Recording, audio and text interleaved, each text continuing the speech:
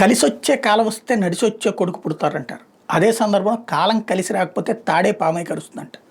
ఇప్పుడు చంద్రబాబు గారికి ఒక కొత్త సమస్య వచ్చింది.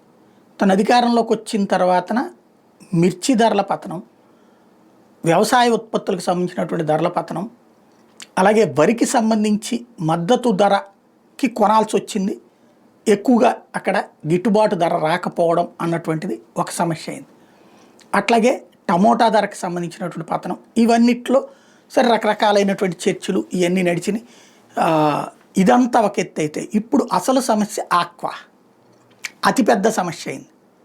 కేంద్రంలో ఉంది ఎన్డీఏ నేతృత్వంలో బీజేపీ ప్రభుత్వం. వాళ్ళు ఏమైనా చేశారా? లేదు. అమెరికా తీసుకున్న నిర్ణయం, అమెరికా నిర్ణయాన్ని మోడీ ఆపేయగలడా? చంద్రబాబు చెప్తే వినేస్తారా? లేదు. అలాగని సమస్య లేదా? ఉంది.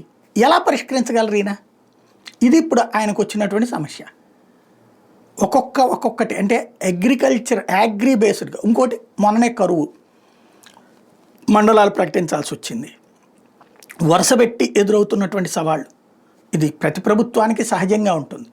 కాకపోతే ఇప్పుడు మిర్చి రైతుని అనడానికేం లేదు, మద్దతు ధరకు కొంటారు. కానీ వాళ్ళకి గతంలో 20-25 వెళ్ళినటువంటిది ఇప్పుడు 15, 13,500, 11,500 అంటే నచ్చట్లా. అట్లాగే ఇతర పంటలదైనా సరే, టమోటాలదైనా సరే, ఈ సమస్యల్ని వాస్తవంగా లాభం వచ్చినప్పుడు ముఖ్యమంత్రినో ప్రభుత్వాన్నో ఏమి సంతోషపడరు జనం. అది తమ కష్టార్జితం అనుకుంటారు. కష్టం వచ్చినప్పుడు, నష్టం వచ్చినప్పుడు మాత్రం ప్రభుత్వాన్ని తిట్టుకుంటారు. అది ఇక్కడ సమస్య.